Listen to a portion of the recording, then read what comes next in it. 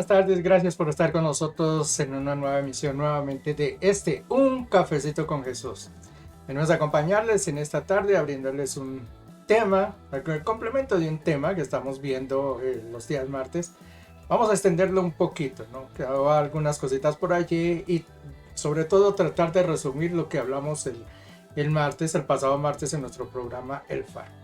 Así es de que les agradecemos que estén con nosotros en esta tarde, que nos acompañen y sobre todo que reciban la palabra, el aprendizaje que tenemos para el día de hoy. Señor, te damos gracias en esta tarde. Ponemos, Señor, en tus santas manos esta palabra, Dios mío. Gracias, mi Señor, por tu comprensión con nosotros. Gracias, mi Señor, por mostrarnos tu luz y tu verdad. Caminamos, Señor, hacia ti. Caminamos, Señor, en el conocimiento tuyo. Acrecentamos nuestra fe, mi Señor, a través de la palabra. Gracias, bendito Jesús, y ponemos esta enseñanza en tus santas manos. Sé tú hablándonos en esta tarde.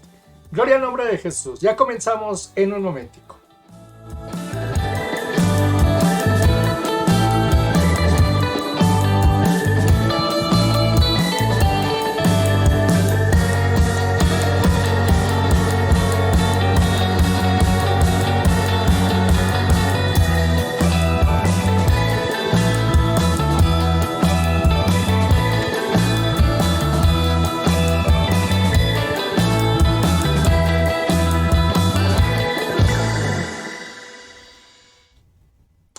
Bien, ya estamos aquí en nuestra presentación y como les dije iniciando el programa, vamos a hacer es un complemento acerca de algo que estuvimos viendo el martes pasado.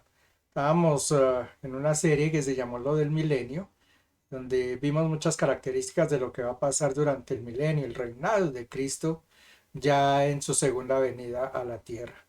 Y dentro de ese milenio, hablamos ya en la parte final de algo que se menciona allí, que es la guerra entre Gog y Magog. Tocamos algunos punticos por allí y quedaron algunas cosas sueltas. Yo quiero hoy hacer una reflexión completa acerca de lo que es Gog y Magog, tener un conocimiento más claro de quiénes eran estos personajes y qué influencia tienen a través de la palabra hacia nosotros, hacia el mundo en general, ¿no? Cómo influenció en el tiempo pasado y cómo va a influenciar en un futuro. Bien, vamos a ir a mi presentación, que la tengo por acá. A ver. Pero antes no olvidemos la palabra que nos dice allí el Señor. Dice en el Salmo 31:3, guíame, pues eres mi roca y mi fortaleza. Dirígeme por amor a tu nombre. Siempre tenemos que tener en cuenta estas cositas. Nuestra roca, nuestro verdadero camino es el Señor. Y como está diciendo el salmista, solamente le pedimos, Señor, guíanos a través de ese camino que debemos seguir. Tú eres, Señor, nuestra fortaleza, eres nuestra roca. Siempre que nosotros permanezcamos unidos y atados a Él, parados sobre la roca, sé que a pesar de que cualquier tormenta que venga, no nos podrá tomar ni nos podrá atacar. Dirige, Señor, por amor a tu santo nombre, dirígenos en todos nuestros caminos, en todas nuestras decisiones que tomemos cada día. Gloria al nombre de Jesús. Nuestra vida debe estar puesta y nuestras decisiones, nuestros planes en las manos del Señor. Y Él allanará caminos seguramente. Gloria a Dios. Ahora sí vamos entonces a nuestra presentación. Allí, Gog y Magog, dos personajes que se mencionan principalmente en dos pasajes y dos libros dentro de la Biblia, ¿no? El libro de Ezequiel y el libro de Apocalipsis. Por el hecho de tener el mismo nombre, Gog y Magog, se tiende a pensar de que son los mismos personajes, ¿no? Y que se habla de la misma batalla, porque en general son batallas las que se denominan o los personajes que están inmiscuidos en ese momento. Cuando se habla de Ezequiel, se habla de una batalla de varios lugares, de varias regiones, de varios países que vienen contra Israel. E igualmente, en el libro de Apocalipsis se nos menciona de una batalla que va a ocurrir al final del milenio del Señor, después de que ya ha concluido todo. Como les digo, debido a que están los dos nombres, ¿no? Igual, tanto allí en Ezequiel como en Apocalipsis, se tiende a pensar de que son las mismas situaciones. Pero vamos a mirar a través de este estudio que son cosas completamente diferentes, que si bien los nombres son similares, realmente los hechos que acontecen son totalmente diferentes tanto en un lado como en el otro. ¿Por qué? Uno se preguntaría por qué entonces se utilizaron los mismos nombres si son eventos distintos, o es que los mismos personajes vuelven a aparecer. Y no es exactamente. Parece ser que el Señor, a través de su palabra, lo único que quiso significar es que las mismas situaciones que se vivieron con Israel en tiempo antiguo, se va a vivir de parte de la iglesia y de parte de los nuevos cristianos en el nuevo milenio. Las mismas situaciones que se vieron allá se van a volver a repetir. Es como un ciclo, ya lo hemos mencionado varias veces, que los ciclos siempre tienen a repetirse y esta ocasión es lo mismo. Hay un ciclo que se está repitiendo del tiempo antiguo hacia un futuro. Es algo que va a aparecer en un tiempo futuro, quizás muy pronto, o no sabemos en qué momento. Pero esos dos eventos que se mencionan eh, parece que tienen características muy similares y por eso es que se cree que entonces los nombres sean los mismos, para representar que las mismas situaciones se suelen dar, se vuelven a repetir, se vuelven a repetir, pero nuevamente el final será igual, cuando el Señor viene y destruye al, al enemigo. Gloria a Dios. Entonces vamos a conocer cuándo se dan esas dos guerras, tanto el Agua y Magog, en los dos eventos y qué características tienen cada una de esas dos guerras para podernos situar exactamente en el lado de la profecía donde ocurre. Vayamos entonces a nuestro primer slide aquí que tenemos. Y para eso vamos a leer unos pasajes de la Biblia. Vamos a leer casi todos los pasajes de la Biblia. Para con eso nos adentramos y sabemos de qué se trata la situación. ¿Qué es lo que ocurre en cada evento? Después de que hayamos leído lo que ocurre en cada evento, ya podremos tener más en claridad qué cosas son las que pasan aquí y qué cosas son las que pasan allá. Por eso es necesario leer la palabra del Señor y leer estos pasajes muy cuidadosamente. Así es que los invito que tomen su palabra. Si no tienen su palabra, yo la voy a leer de todos modos. Solamente quiero que me presten atención y que le presten atención a la palabra, lo que dice. ¿Cómo está descrito cada evento? Como les digo, esto lo hicimos el martes, el estudio, pero ayer lo hacemos un poquito ligero, tocamos algunas cosas. Por ejemplo, el caso de esto, no leímos los versículos, no leímos todos los pasajes que atañen, digamos, a estas guerras. Y entonces nosotros veníamos hablando y no, resulta que cuando Magos hacía esto y hacía aquello, y claro, si no hemos leído la palabra, pues no sabemos exactamente de qué cosa nos están hablando. Por eso hoy quiero leer los versículos y que tengamos en claro qué está pasando en cada cosa. Profecía contra Gog. Voy a leer Ezequiel 38. Dice así la palabra del Señor. Vino a mi palabra de Jehová diciendo: Hijo de hombre, pon tu rostro contra Gog en tierra de Magog, príncipe soberano de Mesach y Tubal, y profetiza contra él. Notemos entonces aquí lo que está diciendo, ¿no? Gog es un príncipe, mientras que Magog es la tierra. Ahí, eso lo vamos a tener en cuenta porque van a haber ya por ahí diferencias. Mientras en un lado las dos regiones que se mencionan son como dos pueblos, Gog y Magog, como dos pueblos. Aquí no. En este, nótese muy en claro que está diciendo que Gog es el príncipe de la tierra de Magog. Entonces, ahí Gog tiene una connotación completamente distinta. Versículo 3 dice: Y di, así ha dicho Jehová el Señor: He aquí yo estoy contra ti, oh Gog, príncipe soberano de Mesec y Tubal. Vuelve y lo ratifica nuevamente. Gog es el príncipe de esa región. Y te quebrantaré y pondré garfios en tus quijadas y te sacaré a ti y a todo tu ejército.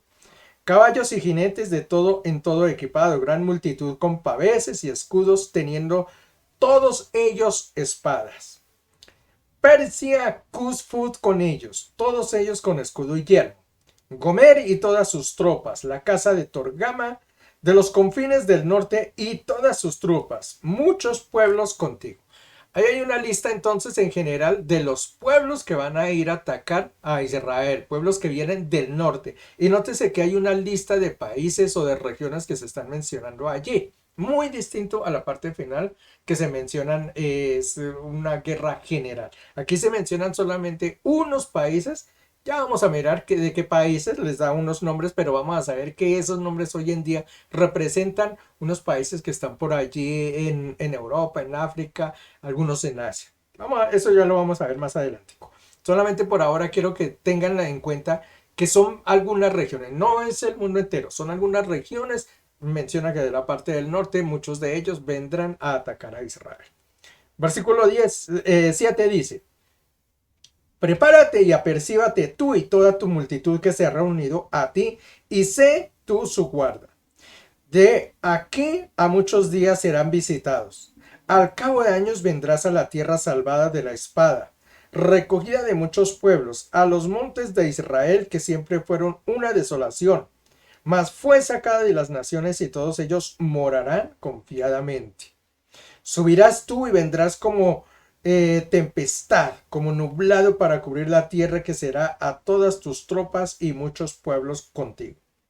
Versículo 10 dice: así ha dicho Jehová el Señor, en aquel día subirán palabras en tu corazón y concebirás mal pensamiento y dirás: subiré contra una tierra indefensa, iré contra gentes tranquilas que habitan confiadamente. Todas ellas habitan sin muros y no tienen cerrojos ni puertas. Esta descripción hay que tenerla en cuenta. Van a subir esos pueblos contra Israel y dice que será un pueblo que va a estar tranquilo, que va a estar reinando de paz. Dice, no tiene murallas, no tiene cerrojos.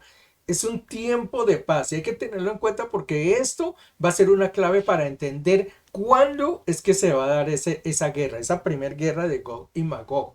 ¿Cuándo se va a presentar? Y entonces tengamos en cuenta ahí, Israel va a estar en un tiempo de paz, en un tiempo de tranquilidad, donde no habrán guerreros, donde no habrán barreras dentro de las puertas ni nada, sino que estarán desde allí en los montes pastoreando y haciendo sus labores seguramente diarias, comunes y corrientes. Sigue diciendo, versículo 12, para arrebatar despojos y para tomar botín, para romper para poner en tus manos sobre las tierras desiertas ya pobladas y sobre el pueblo recogido de entre las naciones que se hace de ganado, de posesiones y que mora en la parte central de la tierra. Saba y Dedán y los mercaderes de Tarsia y todos sus príncipes dirán: ¿ha venido a arrebatar despojos? ¿Has reunido tu multitud para tomar botín, para quitar plata y oro, para tomar ganados y posesiones, para tomar grandes despojos? Por tanto, profetiza, hijo de hombre, y di a Gog: así ha dicho Jehová cuando el Señor, en aquel tiempo, cuando mi pueblo Israel habite con seguridad. ¿No lo sabrás tú? Vuelve y repite nuevamente que el pueblo de Israel estará habitando en seguridad. Como les digo, hay que tenerlo en cuenta ese pequeño detalle porque ese nos va a dar luces acerca del tiempo en que se va a dar esta primera guerra. Dice, versículo 15, vendrás de tu lugar, de las regiones del norte y de muchos pueblos contigo, todos ellos a caballo, gran multitud y poderoso ejército. Los lugares son del norte, vamos a mirar qué lugares son los que están sobre ese lugar y vuelve y repite, serán varios pueblos de esos. Versículo 16. Subirás contra mi pueblo Israel como nublado para cubrir la tierra, y será al cabo de los días y te traeré sobre mi tierra, para que las naciones me conozcan cuando sea santificado en ti, oh Gog, delante de sus ojos. Así ha dicho Jehová el Señor. ¿No eres tú aquel de quien hablé yo en tiempos pasados por mis siervos los profetas de Israel, los cuales profetizaron en aquellos tiempos que yo te había de traer sobre ellos? En aquel tiempo, cuando venga Gog contra la tierra de Israel, dijo Jehová el Señor, subirá mi ira y mi enojo, porque he hablado en mi celo y en el fuego de mi ira, que en aquel tiempo habrá gran temblor sobre la tierra de Israel, que los peces del mar, las aves del cielo, las bestias del campo y toda serpiente que se arrastra sobre la tierra y todos los hombres que están sobre la faz de la tierra temblarán ante mi presencia, y se desmoronarán los montes y los vallados caerán y todo muro caerá a tierra. Y en todos mis montes llamaré contra él la espada, dice Jehová el Señor. La espada de cada cual será contra su hermano. Esta es la forma en que va a terminar esa primera guerra contra Gog y Magog. Habrá una gran devastación, una gran batalla, y no solamente, sino que dice que pondrá espada de uno contra el otro, es decir, esos pueblos que se aliaron, ¿no? Para atacar a Israel, que eran amiguitos durante ese trato de invadir a Israel, terminarán por alguna situación traicionándose seguro uno contra los otros y se pondrá, dice, espada uno contra el otro. Se van a matar entre ellos mismos al final de la guerra. Habrá seguramente diferencias como suelen haber dentro de... Primero se unieron para atacar a Israel, pero terminarán siendo enemigos unos con otros y atacándose entre ellos mismos. Sigue diciendo, versículo 22. Y yo litigaré contra él con pestilencia y con sangre, y haré llover sobre él, sobre sus tropas y sobre los muchos pueblos que están con él, impetuosa lluvia y piedras de granizo, fuego y azufre. Y será engrandecido y santificado y seré conocido ante los ojos de muchas naciones y sabrán que yo soy Jehová. Eh, Siempre el ser humano ha pretendido ser y tener el poder, ¿no? Sobre este mundo. Hemos construido una cantidad de armas impresionantes. El ser humano se ufana de tener bombas, cohetes, aviones, portaaviones, armas de toda índole, de corto, de largo alcance, destructivas, más destructivas y más destructivas aún, y pensamos reinar. Sin embargo, mire que en esta batalla nos demuestra cómo el Señor al final de los tiempos va a llegar y solamente tornando uno de sus dedos hará, dice, que los montes caigan, que se derribe todo lo que está a su paso. Dice ahí el Señor, lloverán piedras, fuego, granizo y los acabarás con todo. Y todo el armamento que tuvo el ser humano no será nada ante la mano de Dios. Es increíble el poder que tiene el Señor, ¿no? Y como el Señor tan pronto cuando torna su mano o su voz, el ser humano nos damos cuenta que realmente no somos nada. Y sobre todo ante la naturaleza, nos damos cuenta por los eventos que pasan dentro de nuestro mundo. Ahorita que hay tormentas, ahorita que hay tornados, que hay lluvias, ríos que se desbordan, hay volcanes que están erupcionando en varios lugares, terremotos cuando se dan, nos damos cuenta que realmente el ser humano ante la naturaleza somos, por más que tengamos tanta tecnología, tanto avance, no somos realmente mucho o tenemos capacidad contra la naturaleza. Y la naturaleza nos damos cuenta que es manejada por el Señor, que Él es el que a su voz los montes obedecen, las aguas obedecen, los mares obedecen, todo obedece a la voz de Dios. Entonces ante Dios realmente el ser humano, por más que avancemos, por más que nos pongamos alas para volar, no alcanzaremos ni siquiera una pequeña dimensión de lo que es Dios. Y estos capítulos nos demuestran eso, solamente. Cuando el Señor se cansa de ver allí cómo están atacando a Israel, cómo está la guerra, cómo está haciendo, un día llega y ya se acaba todo. Es increíble el poder del Señor que tiene contra, o no contra, sino, sí, contra el mal, podemos decir. Cómo el Señor puede dominarlo todo y que nosotros el ser humano no salimos, como lo mencioné alguna vez, más de Babel, que nosotros seguimos en Babel viviendo todos los días, porque el ser humano sigue creyendo que podemos llegar a la altura de Dios y cada día nos damos cuenta que realmente ante Dios nosotros no somos no tenemos gran altura. Gloria al nombre de Jesús. Otro de los pasajes que quiero leer es Ezequiel 39. Voy a leer algunos versículos, voy a leer hasta el 6. Si ustedes gustan, lo pueden leer todo el capítulo 39 de Ezequiel, que también nos habla acerca de lo que es esta guerra, esta primera guerra de Gog y Magog. Ya le digo que son dos. Entonces, Ezequiel 38 y 39 nos hablan de esa primera batalla de Gog y Magog. Como les digo, Magog, la región, Gog, el príncipe de esa región. Ezequiel 39 dice: Tú pues, hijo de hombre, profetiza contra Gog y dile: Así ha dicho Jehová el Señor: He aquí yo estoy contra ti, oh Gog, príncipe soberano de Mesec y Tubal. Ahí menciona otras dos regiones y vuelve y reconoce a Gog como un príncipe. Te quebrantaré y te conduciré y te haré subir de las partes del norte y te traeré sobre los montes de Israel.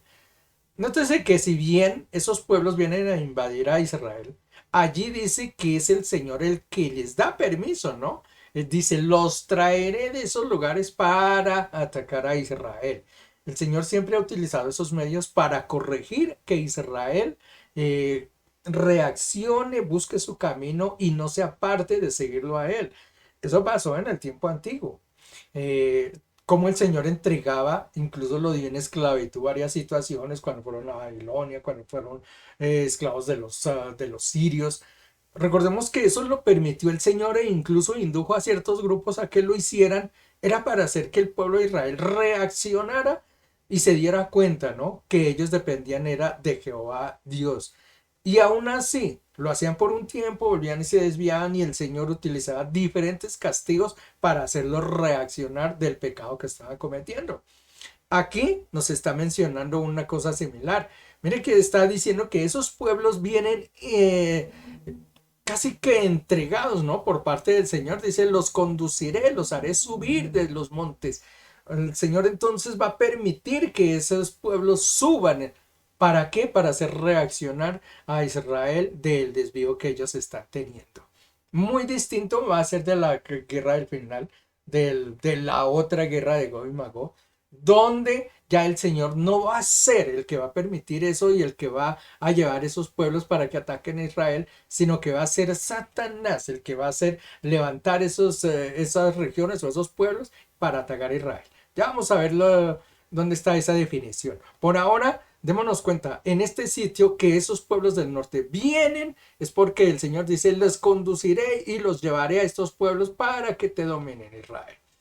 Versículo 3 dice, y sacaré tu arco de tu mano izquierda y derribaré tus saetas de tu mano derecha. Sobre los montes de Israel caerás tú y todas tus tropas y los pueblos que fueron contigo. Aves de rapiña de toda especie y a las fieras del campo te he dado por comida. Y sobre la faz del campo caerán porque yo he hablado, dice Jehová el Señor. Y enviaré fuego sobre Magog y sobre los que moran con seguridad en las costas y sabrán que yo soy Jehová. Entonces es como un pequeño resumen de lo que hay, dice de la guerra, ¿no? Va a subir esos pueblos, van a atacar a Israel y al final el Señor, como les digo, va a tomar partido dentro de esa batalla, va a defender a su Israel y la destrucción de ella será a punta de fuego, granizo y bueno, una cantidad de cosas. Esa es la primera guerra de Gog y Magog. Entonces nos damos cuenta de ciertas características que tienen esa guerra. Vamos a ver ahora la de Apocalipsis, que como les digo, son dos situaciones completamente distintas, si bien los nombres concuerdan y se mencionan casi igual. Apocalipsis, capítulo 20, dice, cuando los 1000 años se cumplan, o sea que estamos hablando del final del milenio, sabemos que el Señor va a tener su gobierno aquí que se denomina así el milenio del Señor. Al concluir ese milenio es que va a ocurrir esto. Dice, cuando los 1000 años se cumplan, Satanás será suelto de su prisión y saldrá a engañar a las naciones que están en los 4 ángulos de la tierra, a Gog y a Magog, a fin de reunirlos para la batalla, el número de los cuales es como la arena del mar. Nótese entonces quién es el jefe en esta situación.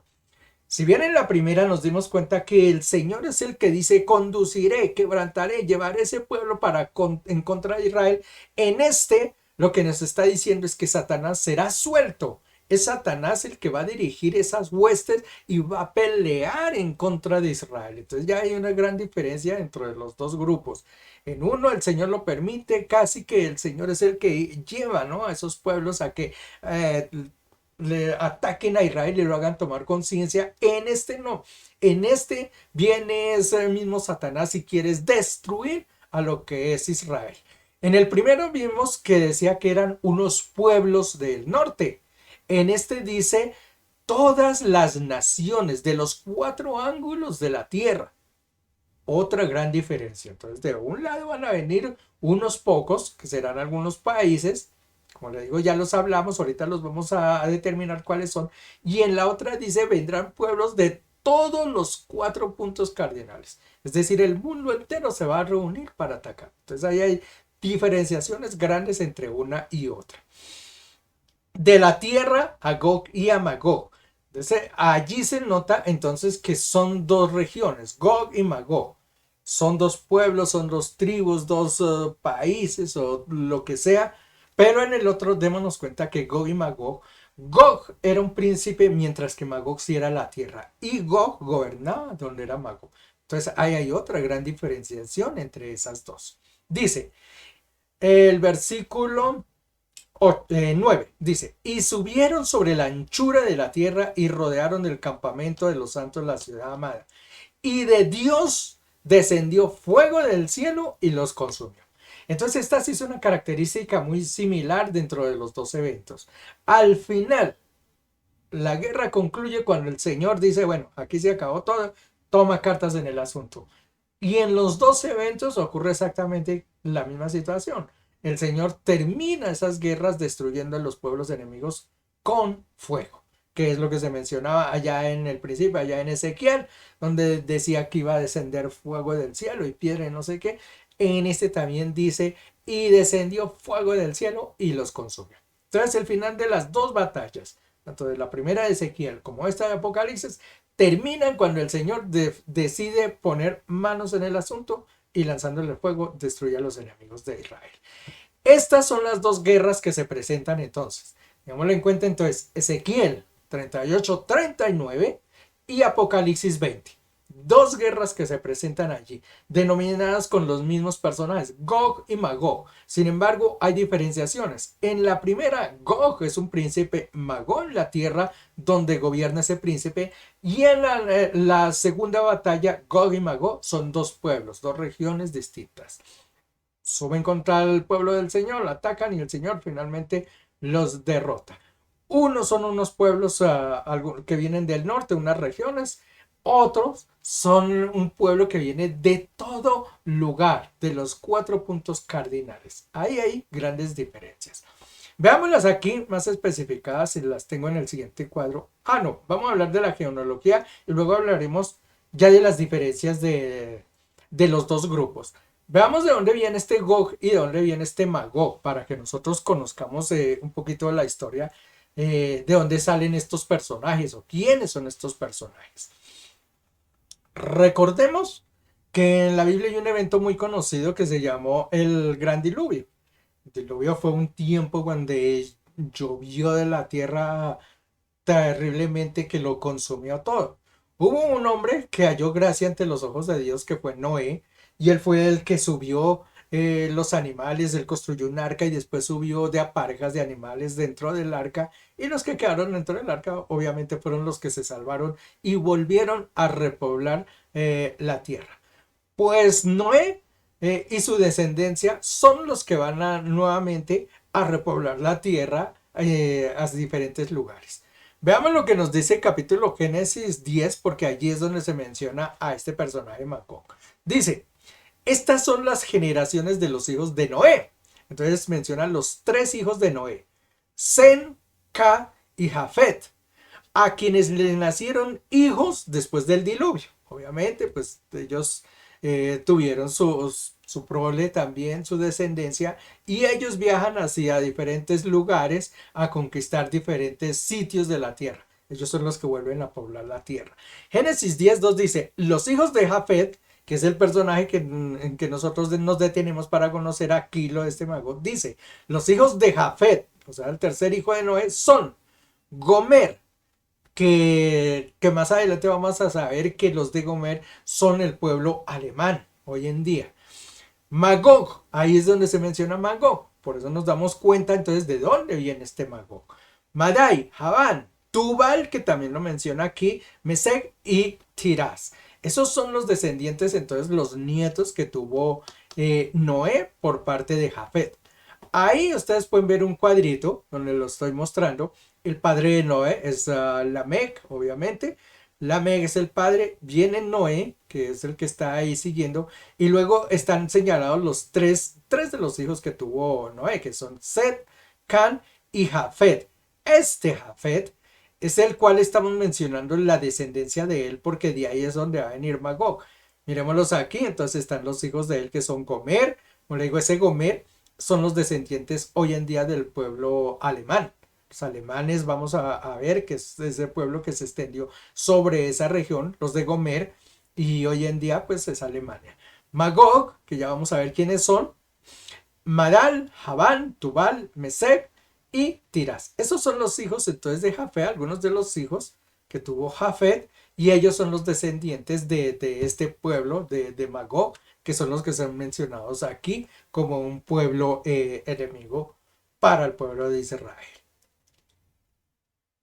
Eh, a ver, ¿de dónde viene este pueblo de Gog, de Magog? Si vamos atrás, aquí este de Magog, vamos a ver o vamos a darnos cuenta entonces que ese pueblo se extiende sobre Rusia y, y son reconocidos que son los rusos. Por eso se dice, ¿no? Se piensa y se cree que la profecía está relacionada con Rusia, porque ese pueblo de Magog o ese hijo de Magog, ese hijo de Noé, ese nieto de Noé, es un grupo de personas que viajaron hacia la parte norte de esas regiones. Poblaron todo lo que fueron los Urales, toda esa región y se extendieron sobre Rusia. Por eso ese pueblo es Magog. Vamos a mirarlo aquí un poquitito lo que nos dice la lectura. Flavio Josefo. ¿Quién era Flavio Josefo? ¿Por qué se menciona aquí? Es un personaje muy importante dentro de la historia. No solamente de la historia cristiana, sino la historia en general. Nosotros conocemos de los emperadores, conocemos de Roma, conocemos la historia de Grecia, conocemos, porque en ese tiempo habían personas que se dedicaban a colectar la historia, a escribir, ¿no? Lo que pasaba a través, y ellos fueron dejando eso a través de los tiempos. Este señor Flavio Josefo era un historiador. Entonces él mencionó todo lo que ocurrió con Roma en ese tiempo, todo lo que pasaba con Grecia, todo lo que acontecía alrededor. Él lo iba escribiendo en sus tablillas, en lo que fuera, y conocemos de cómo era la convivencia, la vivencia de esos tiempos, es porque personajes como este Flavio Josefo se dedicaron a eso, a contar lo que estaba ocurriendo durante esos años. Es uno de los más importantes historiadores de ese tiempo, Flavio Josefo. Él menciona incluso a Jesucristo en algunos de sus apartes, hablando de un Jesús de Nazaret. Realmente habla poco de Jesús, pero eso demuestra que Jesús existió realmente. Es una prueba de las que sí existió Jesús, porque si él contaba la historia de lo que pasaba, era como el noticiero de ese tiempo, él era el que contaba lo que acontecía y lo iba escribiendo. Si menciona a Jesús en algunos apartes, si lo menciona como un Galileo, un personaje que llevaba multitud y esto, si lo menciona es que realmente entonces Jesús existió a partir de eso. Porque es que mucha gente tiene la tendencia a decir que Jesús lo conocemos o que existe, es gracias a que la Biblia, que fue escrita por ciertas personas, pues nos habla de él y punto. Pero que no existen otros hechos que demuestren la existencia de Jesús. Sin embargo, este señor Flavio Josefo, que ya les digo, es un historiador independiente y no tiene nada que ver, él lo menciona en algunos de sus apartes, y eso es una prueba fehaciente que realmente no solamente en la Biblia es mencionado, sino que Jesús fue conocido a través de ciertas personas, de sus hechos que él hacía en ese tiempo. Ya les digo, Flavio Josefo no habla muy extendido de Jesús, realmente es una cuartilla o algo así nada más, habla poco realmente de lo que era Jesús, pero sí, como les digo, demuestra de que Jesús realmente existió a través de los libros de historia. Pues este señor Flavio Josefo, que es un historiador, él también describió quiénes eran los de Magog. Y él señala que ese pueblo de Magog en ese tiempo se llamaban los escitas. Era un pueblo que, que digamos tenía ciertas costumbres arraigadas. Según él menciona, viajaron de ese lugar a conquistar las partes del norte. Leamos lo que dice allí. Flavio Josefo identificó en efecto a los descendientes de Magog como los escitas, un nombre usado en la antigüedad para la gente del norte del Mar Negro llamado escitas. Y hay una explicación. Más abajo dice, este era el nombre dado en la antigüedad a los miembros de un grupo de pueblos de origen iranio caracterizados por una cultura basada en el pastoreo nómada y la cría de los caballos de monta. El escita también ha sido usada para referirse a otros pueblos de costumbres similares que ocuparon las regiones de Rusia, de Ucrania y Asia Central. Entonces Flavio Josefo, ya le digo, un historiador independiente, él identifica que ese pueblo de Magog, lo refiere él es como el pueblo de los escitas, que tienen ciertas características, eran nómadas eran personajes que no tenían un lugar definido, sino que iban caminando, buscando alimento, y ese grupo nómada se iba siempre hacia el norte, y de ellos es que son descendientes todos los pobladores de esas regiones. Ahí los menciona lo que son Rusia, Ucrania, Asia Central, todos esos pueblos de esa zona de allá son descendientes de los escitas. Y esos escitas son el mismo pueblo de Magog, que son los descendientes de Noé. Entonces por eso nos damos cuenta que esa gente de allá de Rusia, todos esos lugares, lo que es Ucrania, lo que es tantos países que hay ahí, por eso Rusia es una unión de repúblicas socialistas antiguamente, por eso se llamaba así, porque son varios países, no hay metidos, una cantidad, creo que Rusia es el país que más límites tiene con otros países, creo que 16, si no me falla la memoria, tiene límites con 16 países alrededor, justamente porque es una región bastante grande. Y a esos pueblos, es donde llegaron los descendientes de Noé por parte de Magog. Esa gente es los de Magog. Entonces cuando nos dice allí la palabra del Señor que vendrán de la región de Magog a atacar a Israel, podremos entonces colegir que entonces era toda esa gente de Israel, de Ucrania, de Asia Central, que vendrán entonces sobre Israel, porque ellos son el pueblo de Magog. Gloria a Dios. Bueno. Ahí hay un mapa, ¿no?, donde se muestra la parte de Rusia. Y este Israel, ahí lo estoy señalando con el ratón.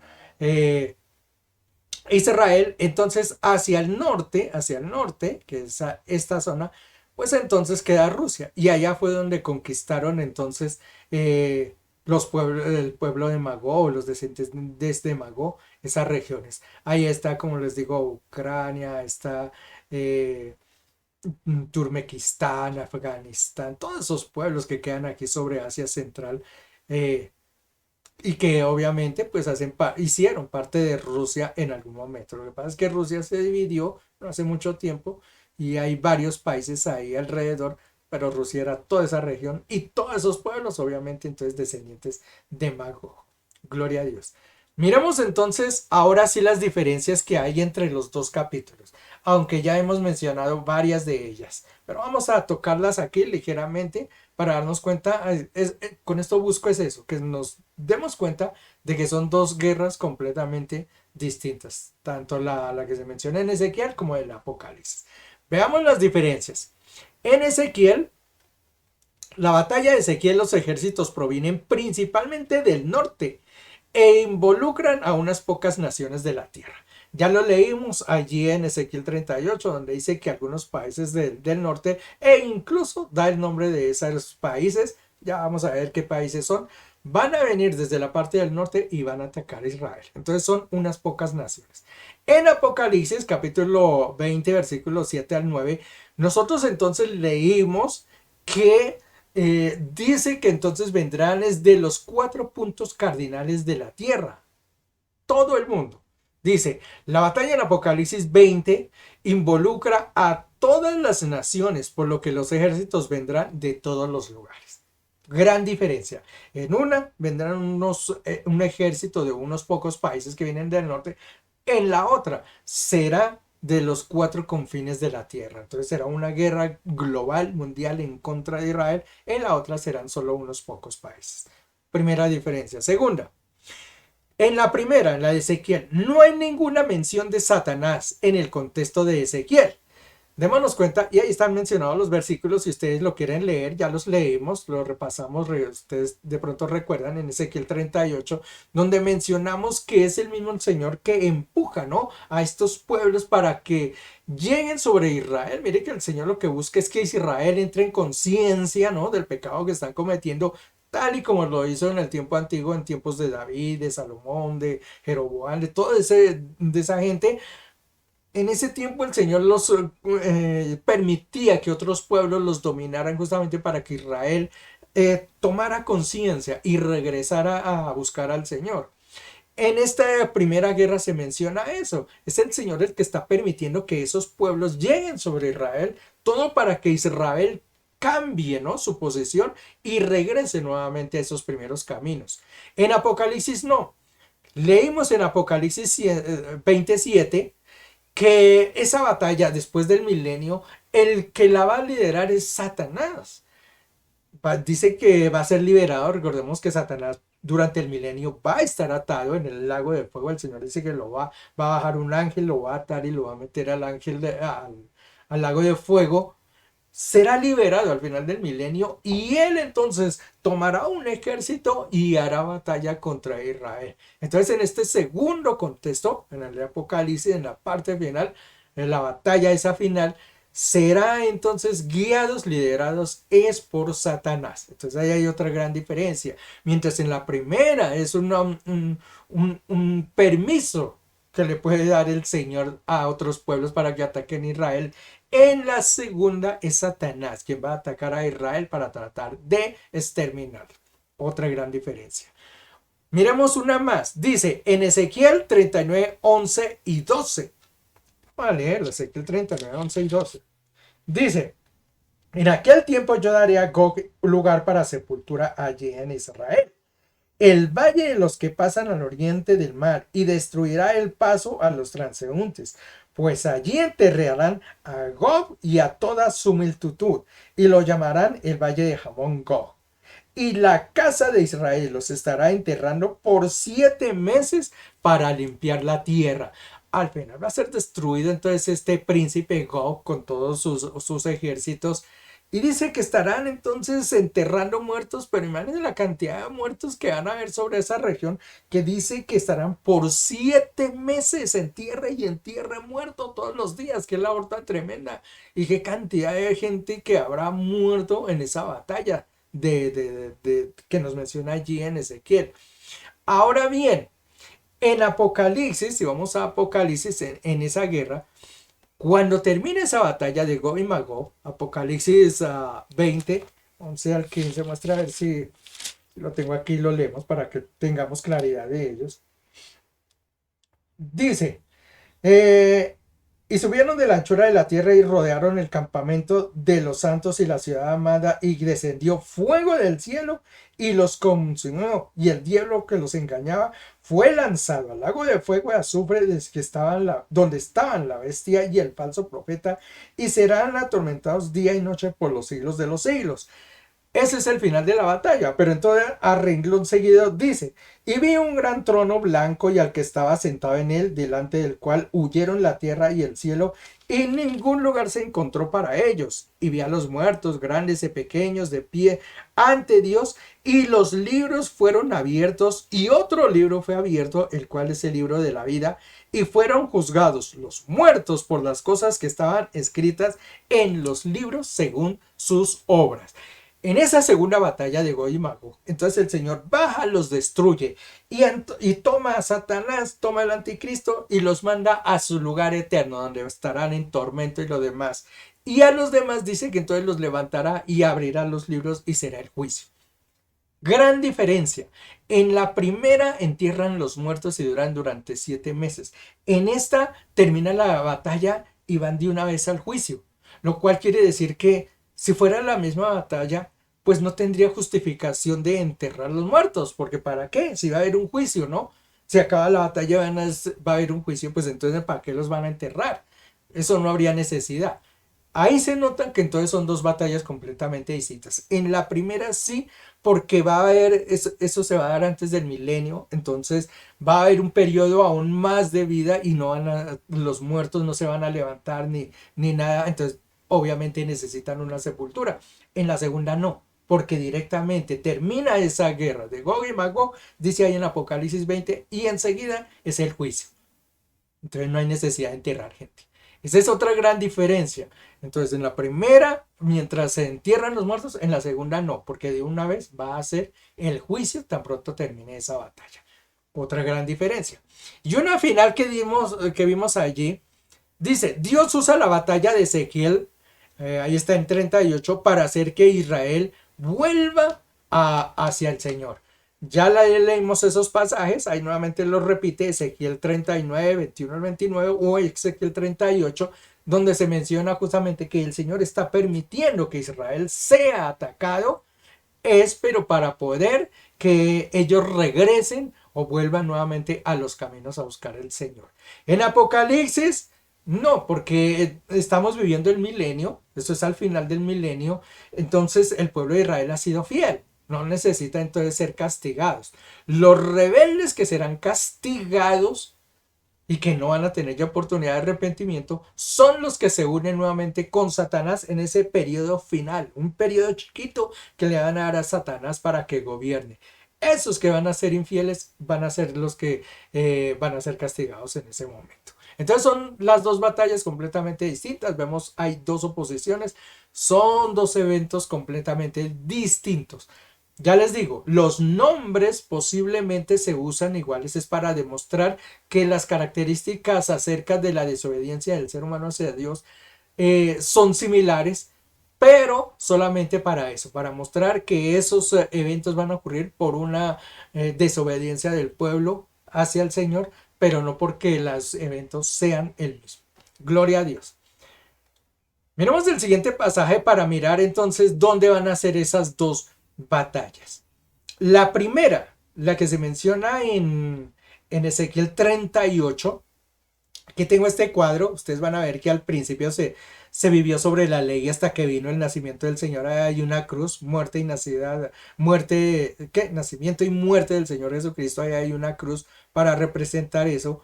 Antes se vivió sobre la ley, todo lo que fue el tiempo de Moisés, tiempo de Salomón, de David, de los grandes profetas, tiempo de la ley. Vino el nacimiento del Señor, la venida del Espíritu Santo y vivimos este periodo que está aquí, que se llama la gracia, cuando el Espíritu Santo es el que nos gobierna durante este tiempo acá.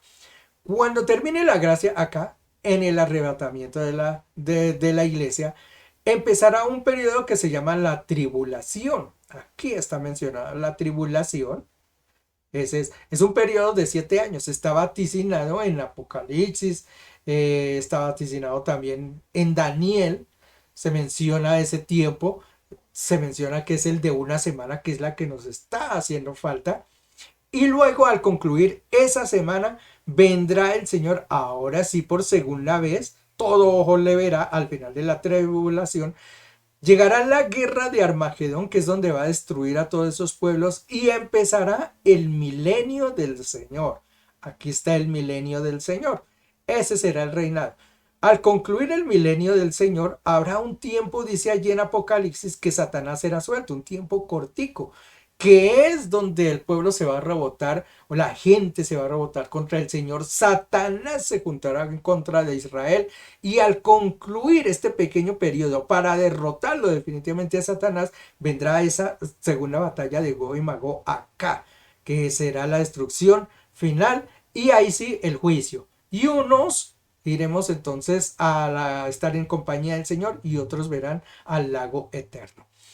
¿Dónde se dan entonces estas dos guerras? La de Ezequiel se cree que se da en este punto, cuando la tribulación haya comenzado, aquí, cuando haya comenzado la tribulación, es decir, la iglesia estará aquí, vendrá el arrebatamiento, posiblemente, algunos dicen que posiblemente la iglesia alcance a vivir algo de esa guerra de Gog y Magog cuando el Señor los arrebate y seguirá la tribulación. Otros dicen que no, que la tribulación será el tiempo completo donde estará la guerra de Magog. Bueno, son posiciones encontradas, pero generalmente se menciona que eso puede estar acá, en el arrebatamiento de la iglesia. Esa es la primera batalla de Gog.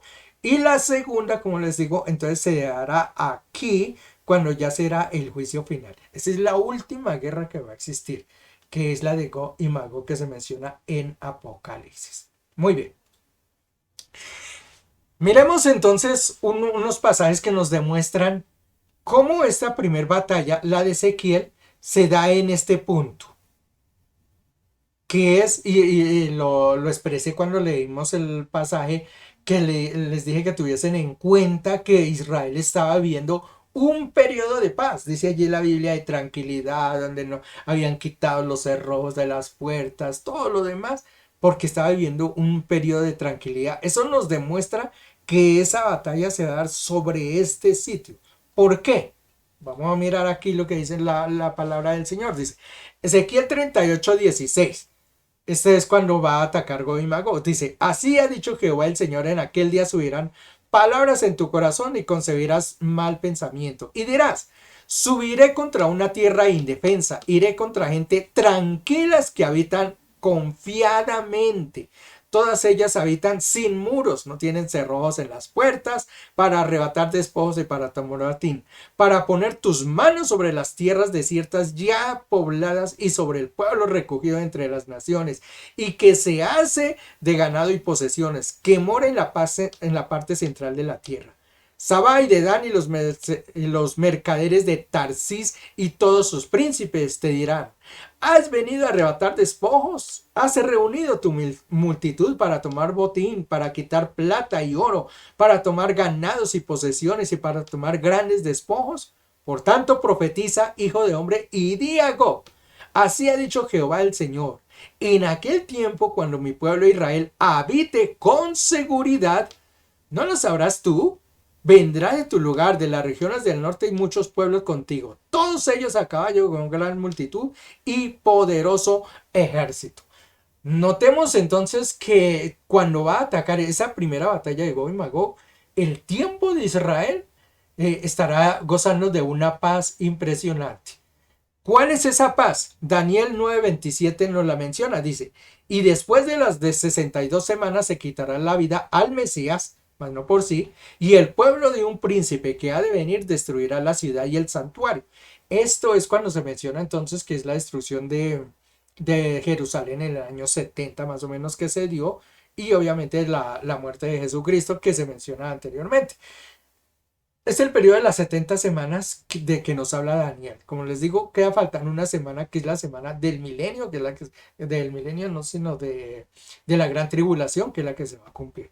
Dice, y su fin será con inundación, y hasta el fin de la guerra durarán las devastaciones. Esto es donde se tiene que tener en cuenta lo que dice.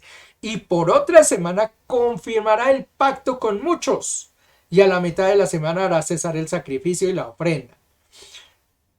Se dice entonces que cuando venga Satanás, cuando venga a reinar sobre la tierra, habrá en ese tiempo de la tribulación, será cuando será arrebatada la iglesia, ese tiempo de tribulación dirá que es un primer tiempo de paz. De hecho, se va a presentar Satanás es como un príncipe de paz dentro de la tierra. Dice que hará pacto y habrá paz dentro del universo. Sin embargo, a la mitad de la semana, dice, hará cesar el sacrificio, y es cuando dará la verdadera cara ese Satanás.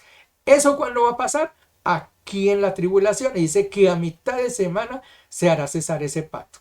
Eso nos indica que entonces el mundo estará viviendo una paz, una tranquilidad, gozará de un reinado. ¿Qué es lo que nos está diciendo que cuando viene esta guerra de Gog y Magog? Que Israel está viviendo una paz tranquila, duradera. Dice que no tendrán cerrojos las puertas, ni esto, ni los muros están cubiertos, porque habrá una paz que estará reinando.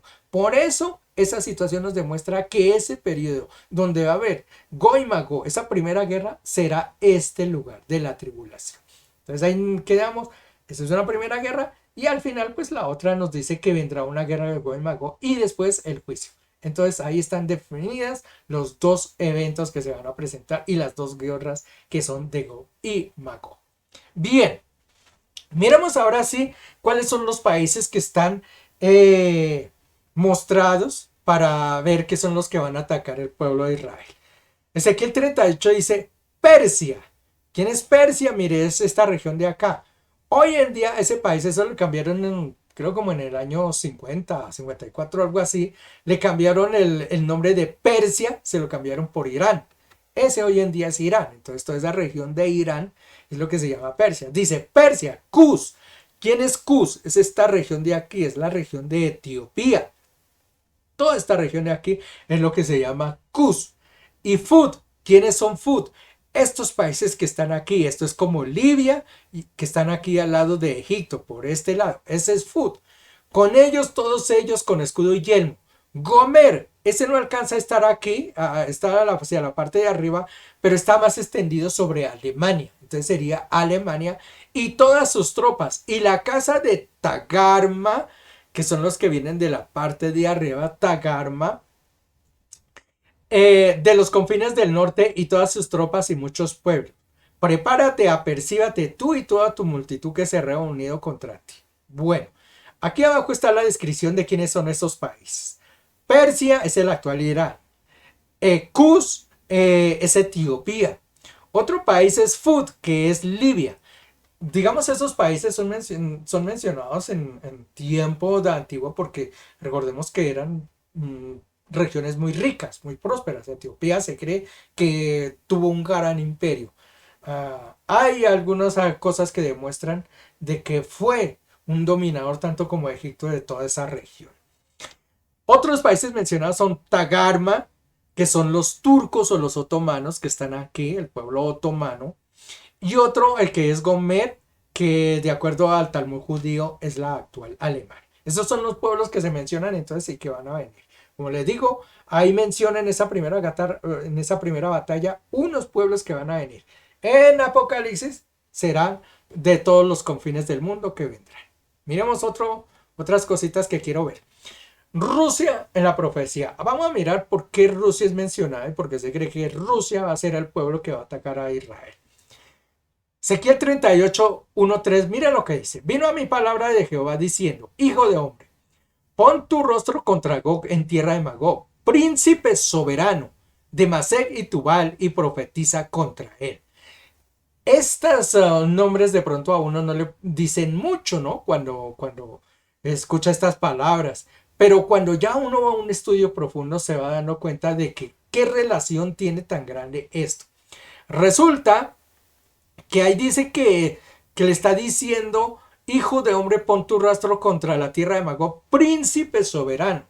Resulta que ese príncipe soberano, esa palabra que se usa allá en el original, Ezequiel cuando la escribió, la palabra que usa es Rosh. Esa es la que se traduce como príncipe soberano. Ese Rosh también se traduce como cumbre, como cabeza, como cima. Rosh. De hecho, nosotros mencionamos alguna vez lo de Rosh Hashanah, que es una de las fiestas del Señor. Y esa fiesta lo que significaba era cabeza de año o principio, porque ese Rosh significa es cabeza, el principio.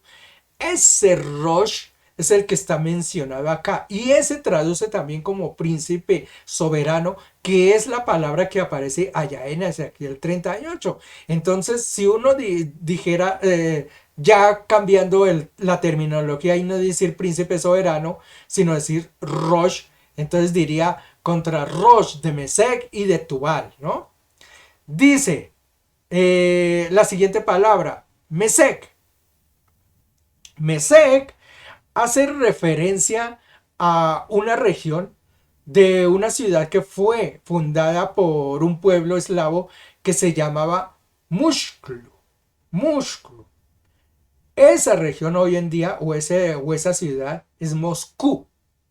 Ese es Mesec, Moscú. Sino que en un principio fue llamada así, Mushlu. Ahí abajo lo tengo escrito porque no sé, Mushklu. Y que hoy se traduce como Moscú. Y la otra región es la que es Tubal.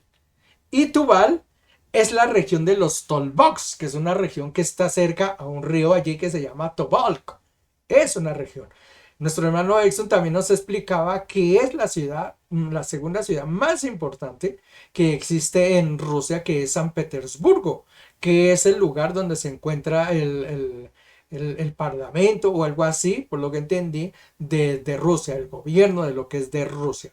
Entonces, si nosotros miramos lo que está diciendo allí, dice, vino a mi palabra de Jehová diciendo, hijo de hombre, pon tu rostro contra Gog en tierra de Magog, príncipe soberano que sería Rusia, Mesec que sería Moscú y Tubal que sería San Petersburgo. Entonces, dése cuenta cómo casi que con nombres propios es la profecía. Por eso se sabe que es Rusia, que es el pueblo que va a venir, porque prácticamente lo está diciendo. Ahí abajo lo tengo escrito como nosotros lo podríamos leer. Así dice el Señor, yo estoy contra ti, o dictador gobernante de Rusia, de Moscú y de San Petersburgo. Dese cuenta que es una traducción casi perfecta de que es la región de Rusia la que se va a ver involucrada en esto. Hablemos entonces otra característica que tiene que ver con Rusia, ¿no? Que es el gobernador que existe hoy en día.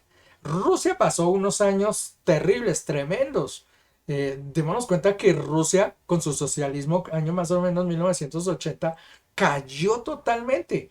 Rusia tenía el dominio incluso sobre parte de Europa. Recordemos que Alemania, después de la Segunda Guerra Mundial, quedó dividida en Alemania Oriental y Alemania Occidental. Una era socialista, que era la oriental, dominada por todo lo que era Rusia y el socialismo que se trató de imponer al mando de Stalin después del año 1920 con la guerra de bolchevique.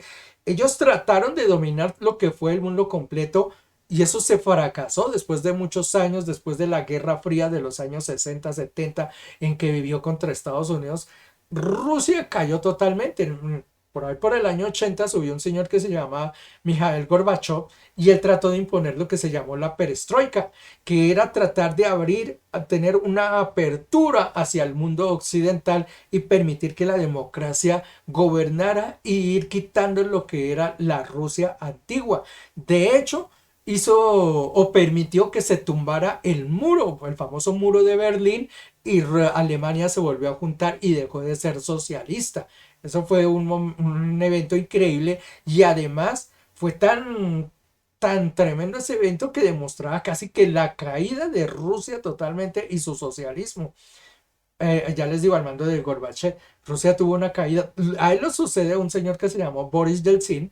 Yeltsin dicen que era un presidente que fue muy bebedor, tomaba mucho licor, era un tipo desorganizado, parece que lo tenían era allí para manejarlo, manipularlo. Sin embargo, duró varios años. Al final, principios del año 2000, él un día llegó y dijo, yo renuncio a esto, salió y se fue y abandonó todo. El señor Boris Yeltsin. Y Rusia estaba en una crisis tremenda. El primer ministro que estaba en ese momento es el que asume la presidencia como interino, que es el señor Vladimir Putin. Es el que asciende. Él llama a comicios para que la gente vote y gana la presidencia con más del 70%. La gente estaba con él. Logró más del 70%. Y es a través de Vladimir Putin que Rusia ha empezado nuevamente a escalar, a escalar, a escalar hasta lo que es hoy en día. Rusia hoy en día ha vuelto a ser un país que está muy alto, dominando nuevamente sobre casi todas las naciones europeas. Lo que manda Rusia, lo que dice Rusia casi que se obedece. Ha logrado el consolidar un gobierno bastante fuerte sobre las regiones asiáticas y europeas, tanto que el mismo pueblo está satisfecho, ya lo han elegido dos veces más. Hubo un mandato que él casi que se autoeligió para durar otros 4 o 6 años, no recuerdo cuánto es el gobierno allí, pero ya lleva más de 20 años en el gobierno. Hace poco, creo que hace como 2 años, hubo nuevamente comicios presidenciales, volvió a ser reelecto con más del 65%, lo cual quiere decir que la gente está muy satisfecha con la labor que está haciendo. Y es que Rusia la ha llevado nuevamente a un lugar muy altísimo. Pero hay que tener en cuenta entonces las características que tiene este señor Vladimir Putin. El nombre Vladimir está compuesto por dos raíces. Vladi, que significa señor, y Mir, que significa mundo. O sea, lo que significaría el nombre de este señor es el señor de este mundo. Qué curioso. Y además, en el nombre, en el idioma eslavo, que son los que poblaron toda esa región, dice que el nombre de Vladimir significa príncipe de paz. Y eso es lo que ha tratado de montar. Recordemos que una de las cosas que viene a mostrar Satanás en un futuro, cuando viene, después del arrebatamiento, viene a dominar el mundo. Satanás lo que ofrece es un mundo de paz y como vimos dice que hace un tratado con los pueblos y demás, diciendo que hay una paz y no sé qué, que al final se va a torcer y todo lo demás. Este señor no podremos asegurar, pero tiene muchas características que están guiándolo sobre ese punto. Bien, eso es todo lo que hemos tenido para hablar acerca de lo que ha sido Gog y Magog durante estos tiempos, durante estas dos batallas que se van a presentar. Mm, Hay una preguntita que hice el martes, que dejé por allí, que yo les decía, ¿por qué Israel es tan importante, digamos, para el mundo entero? ¿Por qué siendo una región tan pequeña, un pueblito tan pequeño, todos propendan, ¿no? Por atacar lo que es Israel? Es como si atacasen un país aquí suramericano. ¿Qué tiene ese país que lo hace tan importante?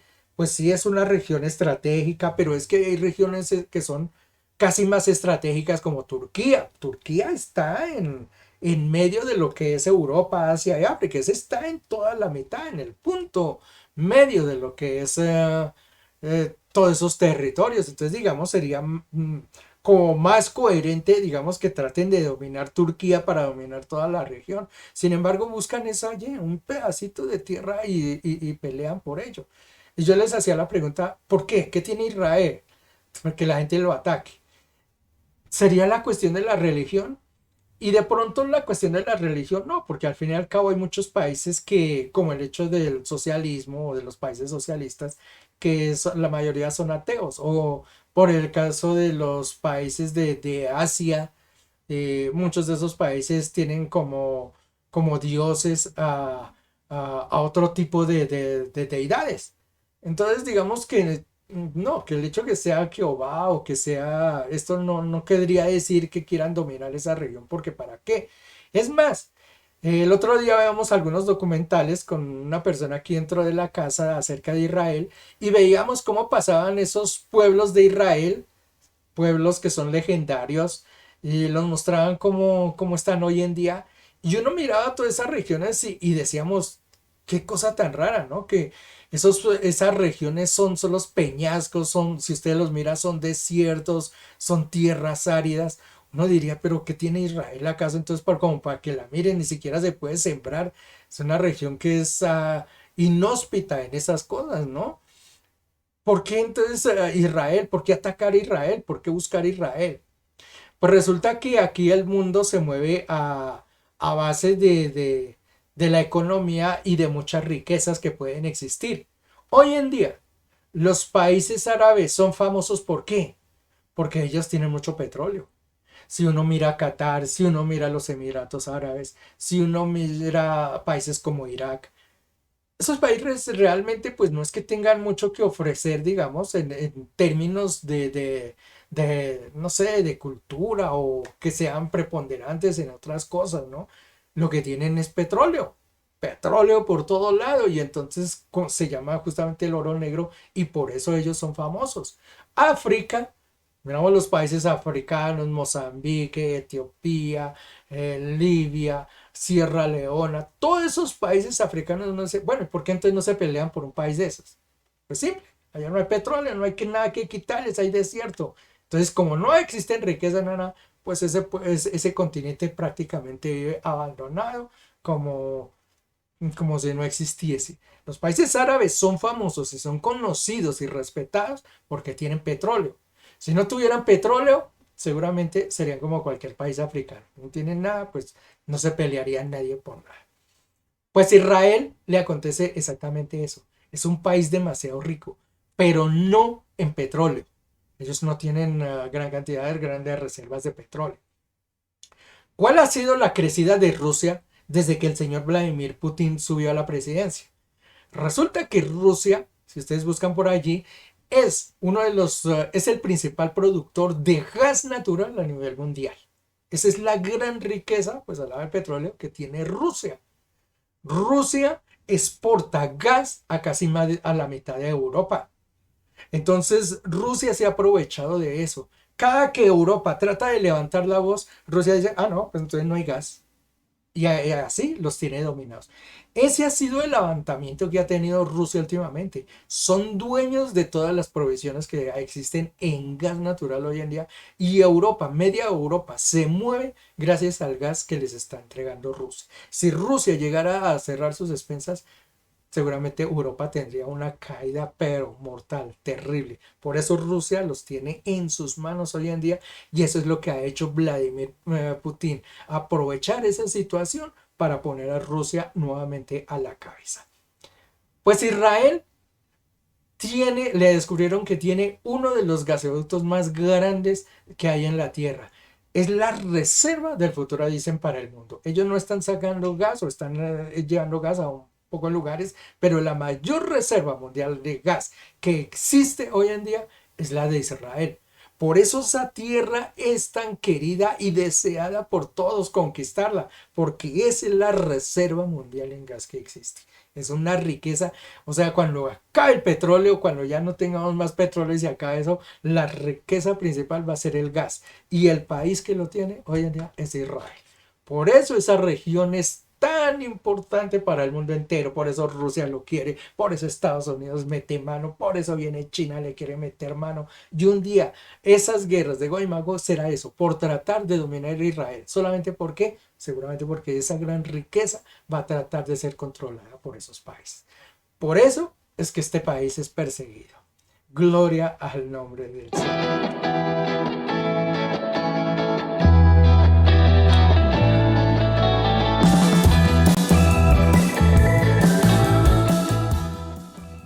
Hemos llegado al final de este estudio. Espero que hayamos entregado una palabra, tener un conocimiento más exacto de lo que es Gog y Magog.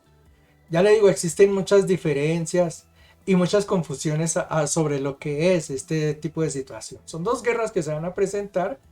eh, Seguramente, como pueblo de Dios, quizá no veamos ninguna de las dos, ¿no? Pero es bueno tener conocimiento acerca de la profecía. Si el Señor la entregó, es bueno conocer por qué se fue entregada, ¿no? Y qué nos puede deparar. Pero al final de todo y como conclusión de todo nos damos cuenta que el Señor es el que tiene la última palabra.